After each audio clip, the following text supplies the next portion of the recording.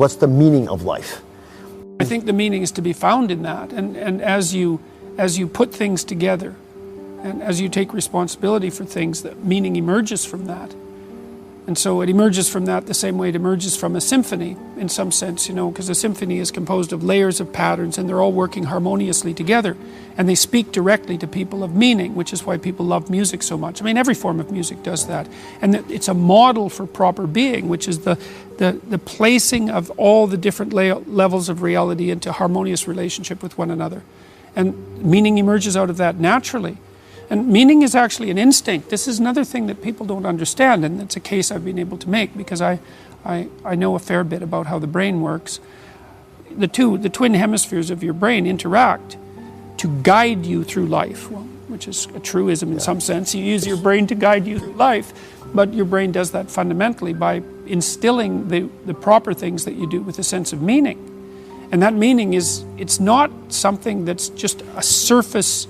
It's not on the surface of the world in some sense. It's the deepest instinct that you have. It's associated with a phenomenon that Russian neuropsychologists discovered back in the 1960s called the orienting reflex. And the orienting reflex is what orients you towards things of interest. Right. And that happens unconsciously. And so if something happens around you that's of significance, often something you don't expect, say something somewhat chaotic, you'll orient towards it, and that attracts your attention. And then as you investigate what that is, that's associated with a sense of meaning. And if you put what you're investigating into proper order, then that meaning continues to reveal itself. So you can use meaning as a guide to proper being. But you have to also be very careful to conduct yourself honestly if you're going to do that, because if you conduct yourself dishonestly, then you pathologize the mechanisms that orient you. Everybody is a strange mixture of victim and victimizer. Lots of terrible things happen to people that aren't justifiable in some sense. Illness strikes people randomly. Yeah. I mean, not entirely randomly, obviously, but there's a large random element in it, where you're thrown into existence as a consequence of your birth.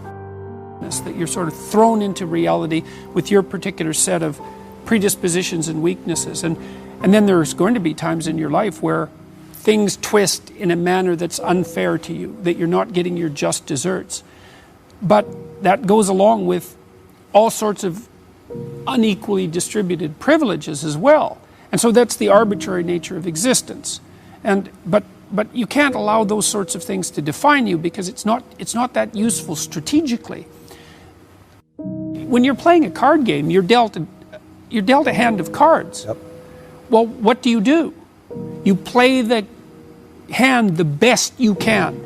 Why? Because all the hands are equal? No. Because you don't have a better strategy than playing the hand that you're dealt the best you can. And that doesn't even mean it'll be a winning strategy. But because people don't always win, sometimes we lose, and sometimes we lose painfully, and sometimes we lose painfully and unjustly. Mm-hmm. That's not the point. The point is you don't have a better strategy, and neither does anyone else. And then it's also not so obvious how privilege and victimization are distributed. If you take someone who's doing quite well in life, and you scratch underneath the surface, you generally don't have to scratch very far until you find one or more profound tragedies of the past or perhaps of the present. No matter how well protected you are in the world, you're still subject to illness, you're still subject to aging, you're still subject to the dissolution of your relationships, the death of your dreams, death itself. So vulnerability is built into the structure of existence. Now, if you start to regard yourself as a hapless victim, or even worse, an unfairly victimized victim, well, then things go very badly sideways for you. It's not a good strategy. You end up resentful, you end up angry, you end up vengeful, you end up hostile. And that's just the beginning. Things can get far more out of hand than that. So strategically, it's a bad game. It's better to take responsibility for the hand that you've been dealt. You've got no better protection in life than doing that. We've had a long conversation in our culture about the necessity for self-esteem and happiness, and that's not what I'm talking about. I tell my audiences and my readers very straightforwardly that life is difficult and that there's a lot of suffering in it, and that you have to learn how to conduct yourself in the face of that. The problem with the pursuit of happiness is that when life storms come along, happiness disappears, and then you're left with nothing. And so you need to pursue something that's deeper than happiness. And if happiness comes along, well then, hooray for you. You don't want to despise it because it's fleeting, but it's much better to pursue things that are meaningful than things that make you happy.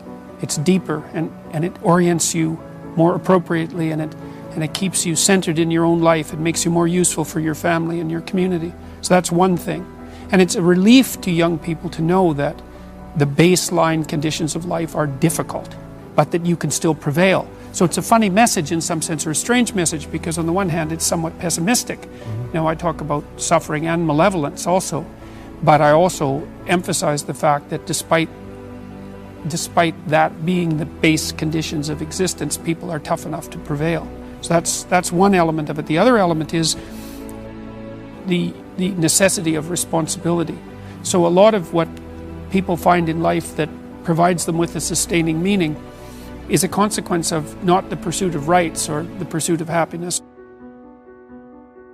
or the development of self-esteem, but the adoption of responsibility. And the more responsibility, in some sense, the better. Responsibility for yourself, for making sure that your life lays itself out like it should, responsibility for your family, responsibility for the community. It's people who take responsibility that are the ones that you admire, and that's the right pathway through life. That's where meaning is to be found. Even though life is suffering, if you're sufficiently courageous and forthright and honest, let's say, in your approach, and you don't shy away, what you'll find is that there's something within you that will respond to the challenge of suffering with the development of ability that will transcend the suffering. So the pessimism is, yeah, well, life is rife with problems at every level. But the upside is, if you turn and confront that voluntarily, that you'll find something in yourself that can develop and master that. And so the optimism is nested in the pessimism, and that's extremely helpful to people, especially people who are struggling, because they think, oh my God, life is so difficult, I don't know if I can stand this, there must be something wrong with me, does anybody else feel this way? And you can say, yes, everyone feels that way at some time, but that's, and it is as bad as you think, but you're more than you think you are. You're more than you think you are. The goal in life is to conduct yourself so that life improves, at least so that undue suffering is forestalled, but more than that. So it's to constrain malevolence and suffering to the degree that that's possible, but then also to work for a positive improvement in things at every level. And that's how you should orient yourself.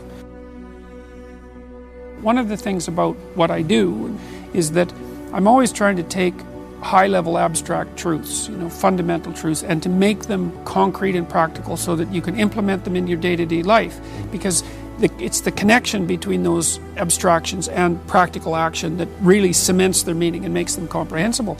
And this idea of incremental improvement is a great one.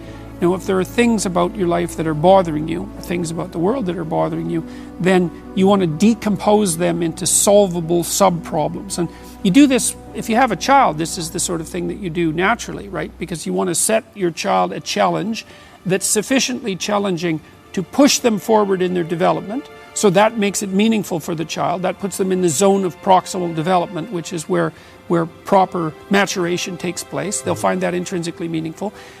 You want to make it challenging, but also with a reasonable probability of success. And there's an art to that. So you want to set yourself a task that's difficult, but not so difficult you can't attain it. And then what happens is that you step up improvement across time, incrementally. And there's also a certain element of humility to it, right? Which is, don't bite off more than you can chew, right? Don't set grandiose goals, but incremental improvement will get you a tremendous distance. What you do as a clinician, as a clinical psychologist, as a psychiatrist, is if people are afraid of something that's standing in their way as an obstacle, like maybe you're trying to develop your career and you're afraid of public speaking. Well, I could try to calm you down about your fear and protect you from the challenge that would be associated with public speaking. You say, well, you never have to do that. Or I could say, no, look, you have to learn to present yourself more effectively in public if you're going to develop your career. and you're afraid of it. So let's break down what you're afraid of into 10 steps or 20 steps until we can find a step that's small enough so that you can actually master it. And let's assume that with 3 years of diligent practice that you could become a competent public speaker, at least one that isn't terrified, and with 5 years you could become an expert. And let's decide how relevant that is to your future prosperity and thriving. And then let's assume that if you break it down properly and take it on step by step in this incremental way that we discussed, that you'll actually master every single bit of it. And the thing that's cool about that is all the clinical evidence shows it works. And not only that, that's actually how you learn in life.